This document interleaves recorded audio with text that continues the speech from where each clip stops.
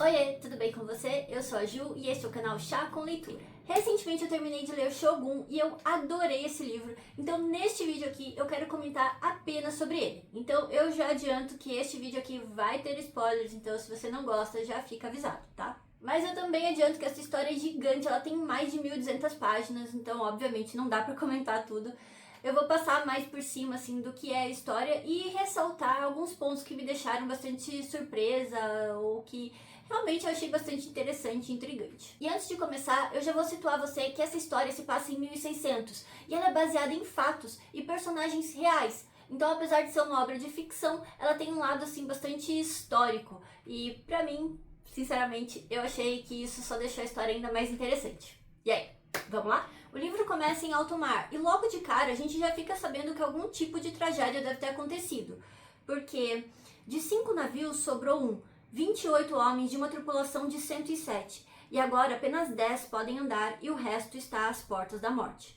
Este é o primeiro parágrafo.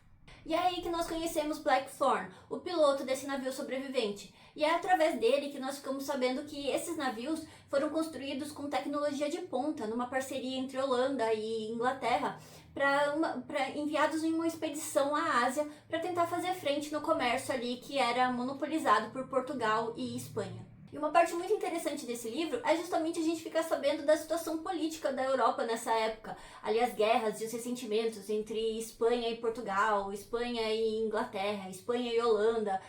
A Espanha ali era o filho problemático. Na verdade, a gente não fica sabendo disso tudo logo de cara, mas essa parte é muito importante para a história. Então, ao longo da narrativa, essas divergências políticas vão sendo trazidas à luz e, na verdade, elas acabam sendo até o estopim para muitas das ações que acontecem ali na história. Logo no começo do prólogo, o navio é açoitado por uma grande tempestade, e essa parte é muito intensa mesmo. A gente consegue sentir todo o desespero da tripulação. Mas é nesse momento também que a gente fica sabendo que o Blackthorn é um grande piloto, porque apesar de toda a natureza estar contra ele, ele consegue manter o controle do navio com essa tripulação semi-morta, e além de tudo, ele consegue atingir o grande objetivo deles, que é chegar ao Japão. Quando o Blackthorn acorda, ele percebe que ele está em terra, que está dentro de uma casa estranha, com pessoas estranhas, mas ele fica muito animado porque ele vê um crucifixo na parede.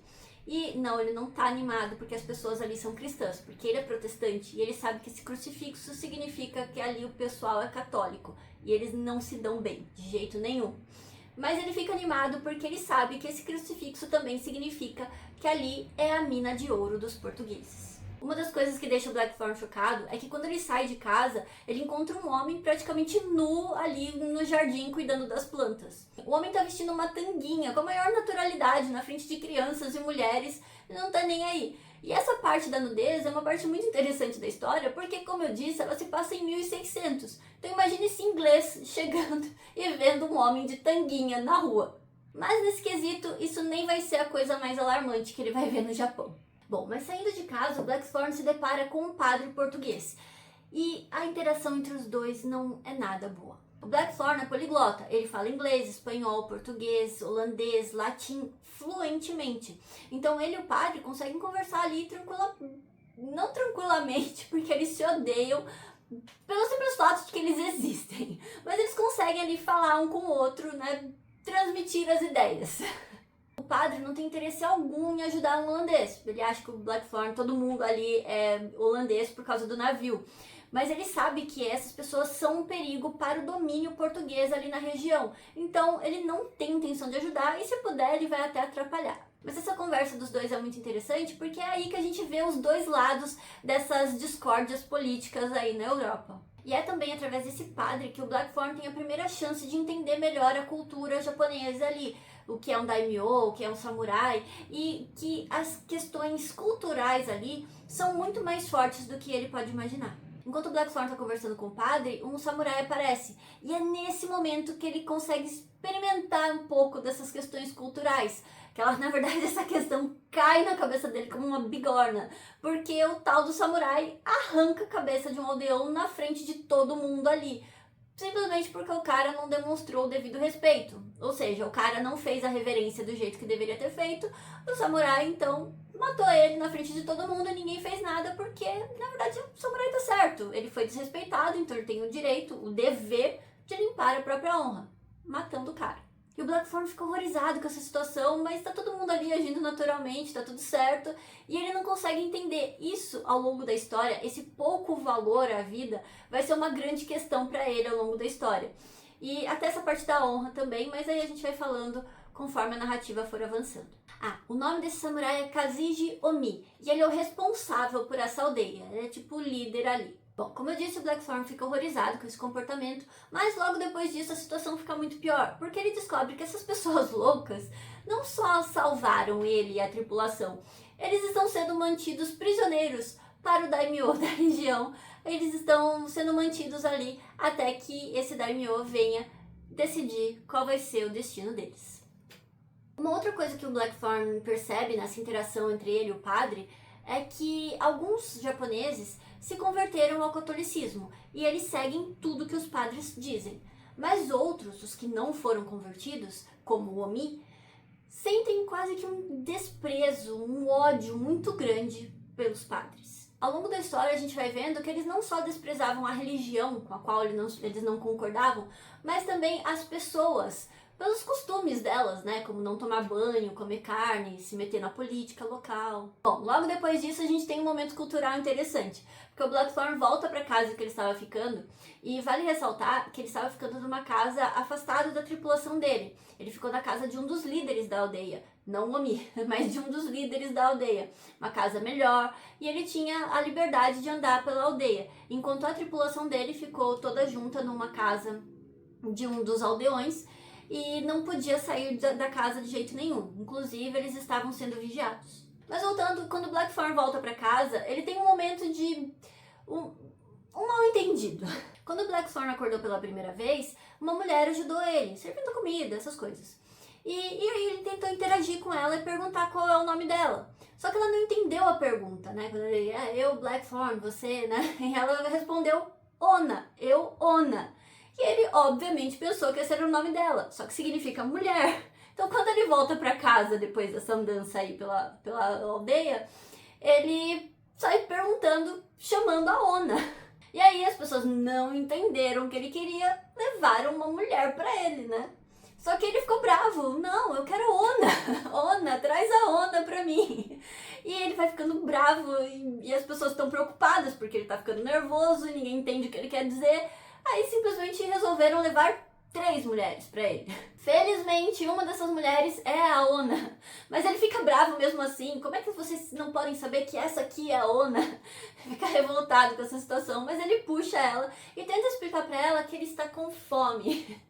Mas é claro que ela não entendeu o que ele quis dizer. Ela achou que ele queria ter relações com ela. Então ela vai até a cama, né, até o futon ali e começa a se despir na frente dele. E ele fica horrorizado com o que ela tá fazendo. Por que você tá fazendo isso? E tenta impedir ela, e ela tentando tirar a roupa. E uma confusão começa até que finalmente o dono da casa aparece. Que é uma grande dádiva, porque o cara consegue falar português. Porque ele é católico, ele aprendeu com os padres. Então ele consegue resolver ali a situação, consegue explicar que Ona significa mulher e explica a situação pra ela, que ele não estava pedindo aquilo pra ela. Mas ela fica muito indignada com ele e sai seminua pela casa, andando naturalmente. E aí temos um outro momento muito interessante da história, porque o dono da casa lembra de quando ele encontrou o Blackthorn pela primeira vez. Mura é o nome do dono da casa. Mura olhou Blackthorn e lembrou-se de como tentara interrogá-lo a bordo do navio e depois, quando este capitão ficara inconsciente, resolvera trazê-lo para sua casa porque era o líder e devia merecer consideração especial. Haviam-no deitado sobre o acolchoado e o despiram, muito curiosos. As partes sem par dele certamente são impressionantes, né? Disse Saiko, a mãe de Mura. Pergunto a mim mesma quão grandes não devem ser quando eretas. A mãe do cara. Grandes, respondera ele, e todos riram. A mãe, a esposa, os amigos, os criados e o médico. E tem essa parte aqui que eles estão discutindo se eles podem dar banho nele, porque ele tá imundo, cheio de piolhos, tá todo mundo enojado com ele. Mas como ele tá inconsciente, o médico acha melhor não dar banho nele naquele momento e só lavar a cabeça. E aí, concordo, podem lavar a cabeça dele, dissera a mãe com determinação. mas eu certamente gostaria de saber qual é o tamanho dele quando ereto.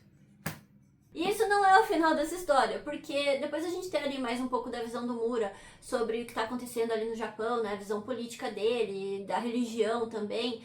Depois a gente tem um pouquinho dessa visão do próprio Mura. Ele finalmente consegue pedir pro Blackthorn tomar banho.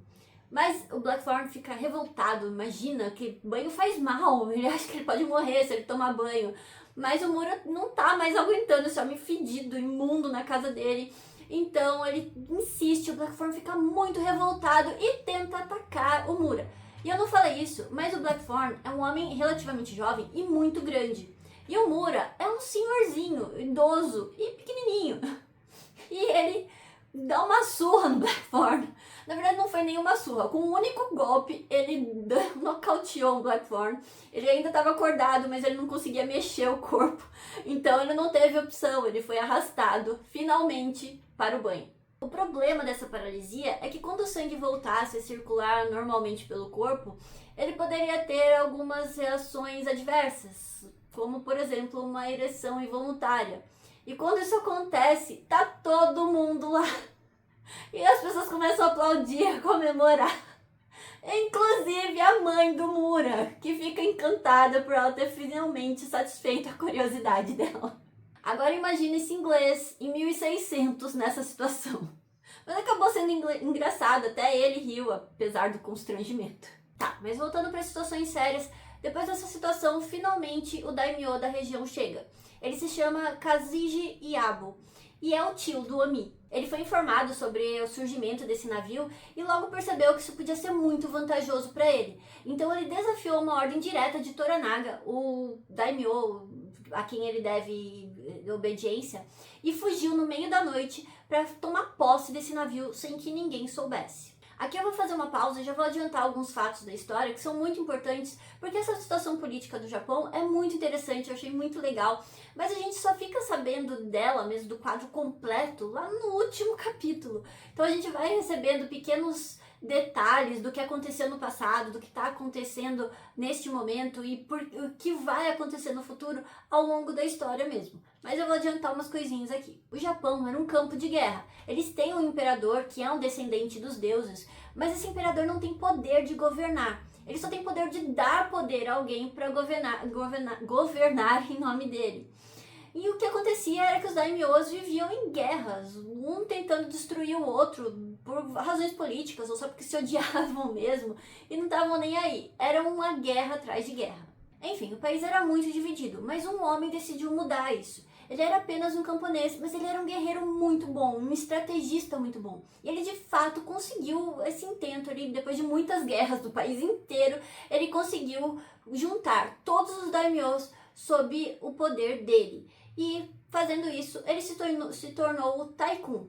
E ele recebeu esse título porque ele era um camponês, então ele não poderia ser Shogun. Apenas os descendentes da família real, as famílias que eram descendentes do imperador, poderiam se tornar Shoguns. Então ele acabou ficando com o segundo melhor título disponível. De qualquer forma, ele foi muito bem sucedido e isso levou a vários anos de paz no Japão, finalmente. Mas, infelizmente, no começo da história, esse cara já tinha morrido há alguns anos e deixado apenas um herdeiro menor de idade. Para proteger esse herdeiro, o Taikun criou um conselho com os 5 daimyos mais poderosos ali do Japão e criou ali uma lei para que eles não pudessem fazer nenhuma mudança sem a anuência dos outros 4. Ou seja, como eles se odiavam, eles não tinham outra opção além de deixar tudo do jeito que o tal do Taikun tinha deixado. Quando o Yabo fica sabendo sobre o navio, o Toranaga, o senhor dele, e também um dos regentes que foram escolhidos para cuidar do governo enquanto o herdeiro era menor de idade, estava em um conselho com os outros 4. Esses conselhos eram mais rituais que eles eram obrigados a participar do que, de fato, eficazes para resolver alguma coisa do país. Mas, como eu disse, eles eram obrigados a participar, então eles acabavam presos na capital por vários dias, brigando um com os outros ali. Durante esse tempo que o Toranaga estava fora, ele mandou que seus subordinados ficassem no seu castelo aguardando sua volta. E quem desobedecesse isso seria morto com certeza, e o Yabo sabia disso. Mas ele decidiu que essa chance de ficar mais poderoso era muito única. Ele não poderia desperdiçar, ele tinha que arriscar de qualquer jeito. Mas vamos deixar isso por aqui por enquanto e vamos voltar para a história. De volta à aldeia, Blackthorn finalmente conhece o Yabo. Agora, imagine o problema dele, que nessa audiência com o cara que vai decidir o destino dele, da tripulação dele, a única pessoa com quem ele pode contar é o padre que odeia ele. Pois é, mas é isso mesmo, porque o Blackthorn não fala japonês. Então, a única pessoa que pode intermediar a conversa entre os dois é o padre, que transmite o que o Blackthorn fala para o Yabo e as perguntas do Yabo para o Blackthorn. E o Blackthorn tem que acreditar que o padre está falando exatamente o que ele quer dizer e não o que o padre quer que o outro entenda. E aí no final, quando a sentença dele tá pra sair, o Blackthorn decide arriscar. Porque ele percebeu que o Yabo, assim como o Omi, não estava muito satisfeito com o tradutor. Então ele literalmente se joga em cima do padre, arranca o crucifixo do pescoço dele e joga no chão. E isso realmente surpreende todo mundo, porque para o Yabo, por exemplo, era inconcebível que um estrangeiro não fosse católico. E é por causa dessa atitude que o Omi consegue convencer o Yabo a não matar todo mundo, como ele queria fazer. Porque ele consegue perceber que talvez esses estrangeiros possam ser usados como uma arma contra os padres. E é aqui que a gente vê pela primeira vez que o Yabo é um psicopata. Ele adora torturar os outros, ele sente prazer físico até em ver os outros sofrendo. E ele estava antecipando muito poder fazer isso com esses estrangeiros. Mas o Omi acaba mostrando para ele que essas pessoas podem ser uma grande vantagem. Então ele acaba se controlando um pouco. O Yabo manda prender toda a tripulação em um buraco. E eles só receberiam comida e água se comportassem. Mas de qualquer forma, um deles tem que morrer. E é a própria tripulação que vai escolher qual vai ser. Enquanto isso, o Yabo descobre que o navio é um baú de tesouro, cheio de ouro, prata e armas. Então ele manda os aldeões descarregarem tudo e já sai ameaçando que se essa informação vazar, a vila inteira vai ser erradicada da face da terra. Depois disso, o Omi volta para buscar o marinheiro que vai ser morto, mas o Blackthorn mais uma vez surpreende todo mundo, simplesmente se recusando a deixar que levem quem quer que seja, mesmo que essa pessoa já tivesse sido escolhida. Eles tiraram no palitinho para saber quem ia ser a vítima. Então o Blackthorn começa uma luta e vira uma grande algazarra, mesmo que os marinheiros dele não tivessem nenhuma intenção de participar, eles acabaram sendo arrastados para essa briga. E infelizmente não levou a nada, porque um deles acabou realmente sendo carregado para fora. E nessa situação triste, eles têm mais um choque cultural, porque um dos soldados do Omi que foi nocauteado durante a luta e que eles tinham pego como refém, foi simplesmente deixado ali, ninguém nem olhou para ele. E a situação é mais estranha ainda, porque o próprio japonês que ficou para trás não parece fazer qualquer esforço para sair dali, para lutar com eles. Ele simplesmente tá ali como se ele tivesse desistido de viver. Na verdade, ele até tenta se matar, mas é impedido pelos caras que capturaram ele, que ficam horrorizados com a situação. Eles não entendem por que ele está fazendo isso. Isso é mais um problema cultural, porque para o Omi, esse soldado que foi derrotado não tem valor, ele não merece ser salvo. E é exatamente isso que o próprio japonês, o próprio soldado, pensa. Esse é um ponto muito interessante entre as duas culturas, porque mesmo depois de meses de convivência, nenhum dos dois lados consegue se entender nisso. O Blackthorn, as pessoas, né, os japoneses acabam ficando muito chocados com as ações que ele toma para proteger a tripulação dele ou pessoas que ele acabou de conhecer. Eles não conseguem entender isso. Mas o homem percebe que ele tem esse lado, apesar de não entender, ele percebe que ele tem esse lado. E é justamente esse lado do Blackthorn que ele usa para domar o espírito dele. De qualquer forma, esse marujo foi arrastado para fora e foi torturado a noite inteira. E essa é uma cena bastante perturbadora, porque além a gente não vê exatamente a tortura, a gente sabe o que foi feito, mas a gente não fica lá acompanhando o que está acontecendo. Mas a gente vê as repercussões dessa tortura, como o Yabo fica extremamente excitado com isso, de todas as maneiras. Ele fica extremamente alegre com o desespero desse rapaz que está sendo torturado. E enquanto isso, a aldeia inteira consegue ouvir os gritos desesperados dele. A aldeia inteira passa uma noite horrorosa, obviamente. Enfim, essa noite pode ter sido maravilhosa pro Yabo, mas o dia seguinte não foi tão bom assim, porque logo pela manhã ele é surpreendido por um dos secretários do Toranaga. Como eu disse, o Toranaga está no conselho, ele não pode sair, mas de alguma forma ele ouviu sobre as notícias sobre esse navio e mandou o secretário dele, Hiromatsu, ir até lá e acabar com a festinha do Yabo. De uma hora para outra, tudo que o Iabo achou que ele tinha conquistado, ele teve que dar de presente, voluntariamente, para o seu senhor.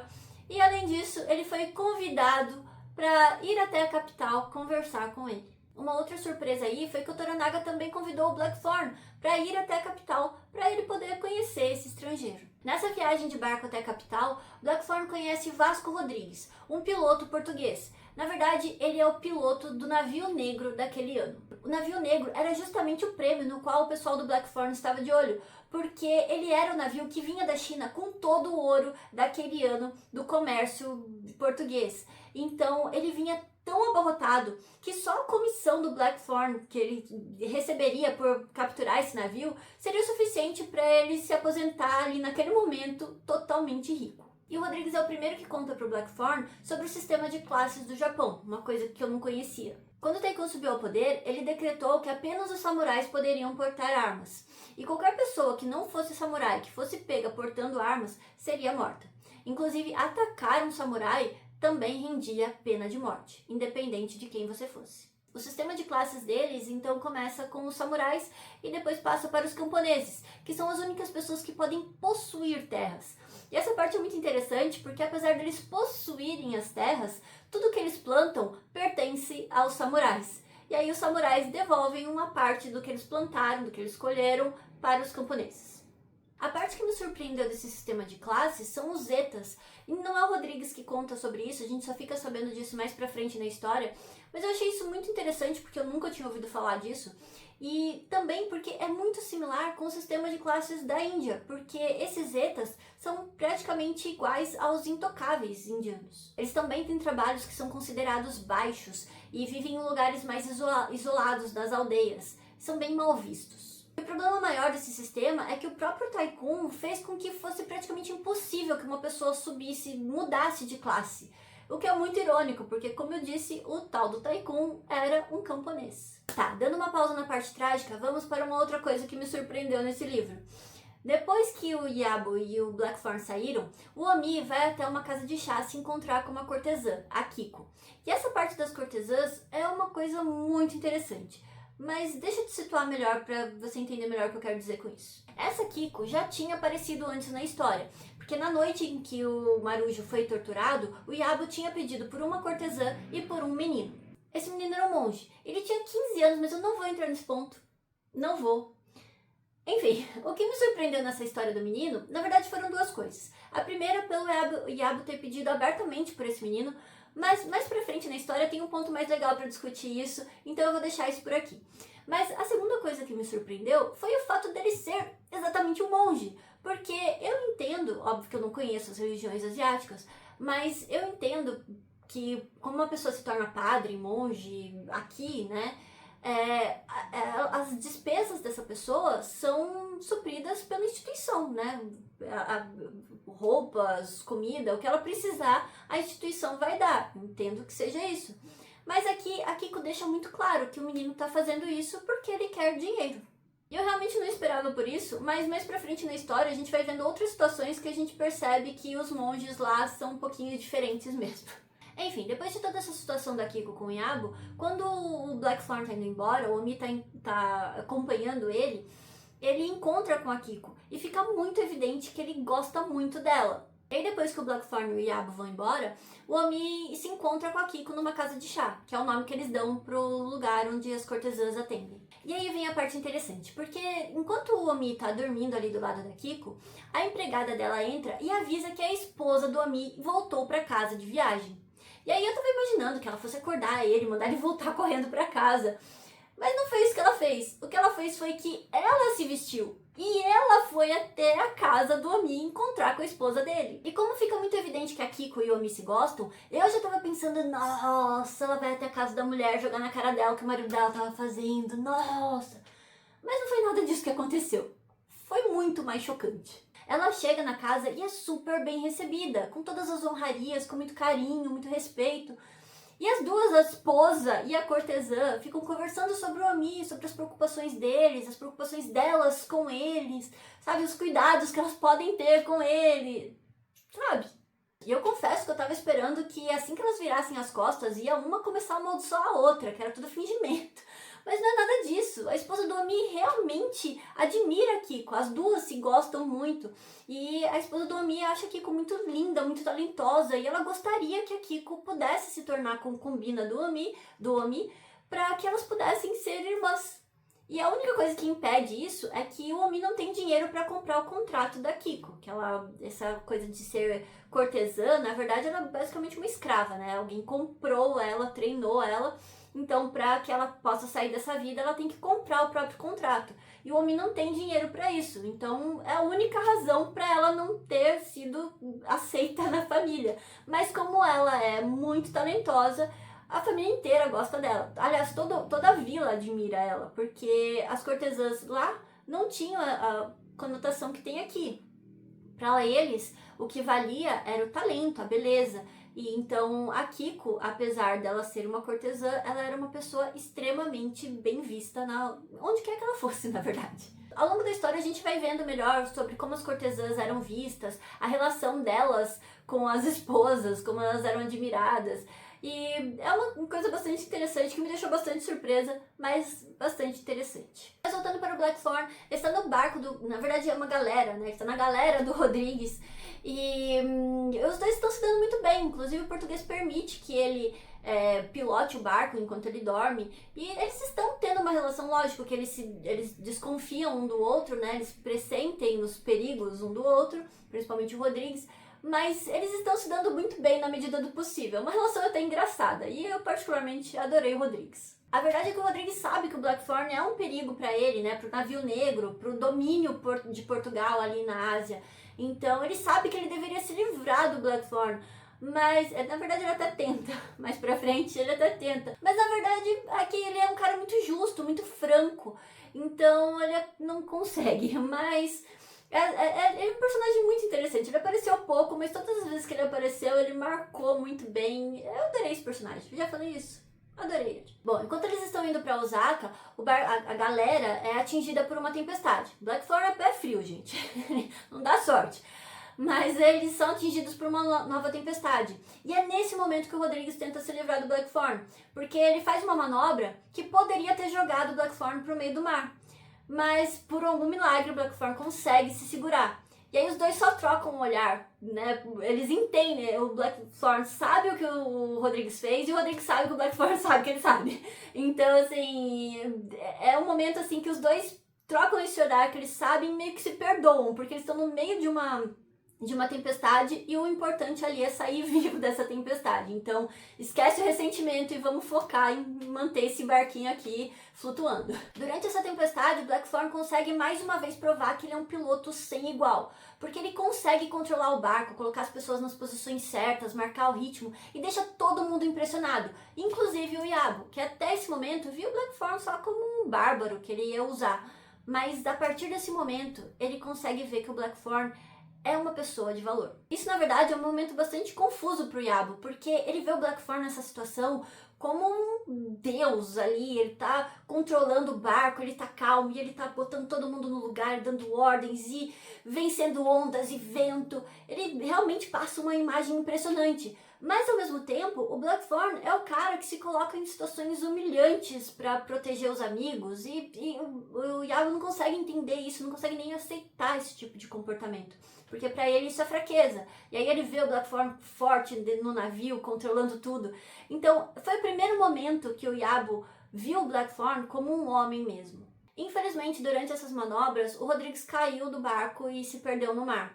E o Blackthorn se sentiu muito culpado com isso, porque enquanto ele estava fazendo as manobras, ele podia ter escolhido entre salvar o Rodrigues ou o barco. E é óbvio que ele salvou o barco, mas ele se sentiu culpado com isso. Então, depois que tudo se acalmou, que tudo passou, ele insistiu em sair e procurar o corpo do Rodrigues para conseguir ver se podia resgatar o que sobrou e dar um fim digno para ele. Depois de muito insistir, o Blackthorn consegue autorização para descer um escaler e ir procurar o corpo do Rodrigues. E a grande surpresa é que ele realmente acha. O problema é que o corpo está num lugar de difícil acesso. Ele está encostado num paredão de rocha, extremamente íngreme. Então, eles não sabem como que eles vão fazer para recuperar o corpo, porque eles não trouxeram equipamento e a maré está subindo. Mesmo assim, Blackthorn tenta de todas as formas chegar ao corpo. E é aí que ele percebe uma coisa interessante. Porque quando ele desceu do navio, da galera, ele foi com um grupo de samurais, que ele achou que estavam ali só pra ficar de olho nele. Mas nesse momento que ele tá tentando chegar num lugar perigoso e eles estão impedindo, ele percebe que eles não estão ali só de olho nele, eles estão ali pra proteger ele. E aí que ele tem uma ideia. Ele desafia o Yabo a ir lá buscar o corpo, a provar que ele é capaz. E ele faz isso por vingança, porque ele não esqueceu o que o Yabo fez com o companheiro dele. Mas ele faz tudo ali num teatrinho, sabe? Achando que ele tá sendo super discreto, falando, dando sugestão pro Yabo, porque ele acha que o Yabo é extremamente capaz, que ele pode fazer isso sem problema. Mas o Yabo sabe o que ele tá fazendo. Ele sabe que o Blackthorn espera que ele morra, que ele escorregue e caia no mar. Porque o Blackthorn é um livro aberto, tudo que ele sente tá no rosto dele. Então o Yabo vê ali o ressentimento, o ódio que ele sente por ele, né? Então ele sabe as intenções, esse teatrinho do Blackthorn, mas mesmo assim ele aceita. E ele aceita se colocar nessa situação por duas razões. A primeira é que ele cresceu num lugar parecido com esse, e ele costumava escalar esses paredões por diversão. Então ele tem a força física e o conhecimento para fazer isso. E a segunda razão é porque ele sabe, ele ouviu, o Omi contou pra ele que os cristãos dão muito valor pra vida, coisa que o Yabo não entende, ele realmente não entende isso. Mas ele sabe que é verdade, porque ele já viu o Blackthorn se colocar em situações perigosas ou humilhantes pra proteger os companheiros dele. Então ele sabe que se ele conseguir resgatar o corpo do Rodrigues, ele vai ter a chave pra dominar o Blackthorn. Então ele começa a descer com as próprias mãos, deixando todo mundo ali preocupado. Mas uma coisa interessante aí é que ele pensa que ele vai tentar. E se morrer, não tem importância. Porque ele sabe que se ele vencer, se ele ganhar esse jogo, ele vai ter vencido o Blackthorn no próprio jogo dele. Então o Blackthorn vai ter que admitir que ele é o melhor. E vai ficar em dívida com ele para sempre. O interessante é que ele realmente consegue chegar até o corpo, mas como a maré tá subindo muito rápido, não dá tempo, não tem como trazer nem o corpo, nem o Yabo de volta. E é aí que o Blackthorn tem um outro momento de choque cultural, porque quando o Yabo percebe isso, ele aceita a morte, ele percebe que ele vai morrer, então ele senta e começa ali uma meditação da morte. E o Blackthorn fica desesperado, porque ele já estava se sentindo culpado por ter mandado um homem para a morte. E aí ele começa a tentar acordar o Yabo, fazer ele voltar, encontrar uma gruta, um lugar que ele pudesse se esconder, enquanto ele e os outros começam a fazer uma corda com as próprias roupas para tentar puxar o cara de lá de cima, de baixo, na verdade. E em mais um momento de choque cultural, o Blackthorn vê um dos samurais que estava acompanhando ele se jogar de cima do rochedo para tentar acordar o Yabo. Ele sabia que ele ia morrer, ele não se jogou para baixo para tentar ficar perto ali e acordar ele. Não, ele se jogou para no choque acordar o Yabo desse transe pré-morte dele. Era necessário, então ele se jogou. No final das contas, depois de todo esse momento angustiante, eles conseguem trazer o Yabo e o Rodrigues de volta. O Rodrigues não estava morto, ele só estava desmaiado, ele acabou quebrando a perna, mas ele estava vivo. E no final deste livro, a gente vê que o Blackthorn e o Yabo estão se cumprimentando. A parte interessante disso é que por fora eles estão se agradecendo de um jeito bastante respeitoso, bastante cerimonioso, na verdade. Mas por dentro eles estão se amaldiçoando. Na verdade, o Blackthorn está amaldiçoando o Yabo e prometendo que esse não é o fim, ainda vai ter vingança. Mas o Yabo, na verdade, está muito feliz, porque na cabeça dele, ele venceu o Blackthorn. Tá, eu disse que eu ia falar só alguns pontos, mas eu acabei me empolgando e falei demais. E, na verdade, eu contei o livro 1 inteiro. E não, o livro 1 não é este aqui. Este tomo aqui tem 3 livros, ou seja, tem muita coisa ainda pra contar. Mas pra este vídeo não ficar muito longo, eu vou parando por aqui e depois eu volto num outro vídeo pra contar o restante da história. Espero que você tenha gostado do vídeo. Muito obrigada por ter assistido até aqui. Um beijo, até o próximo vídeo.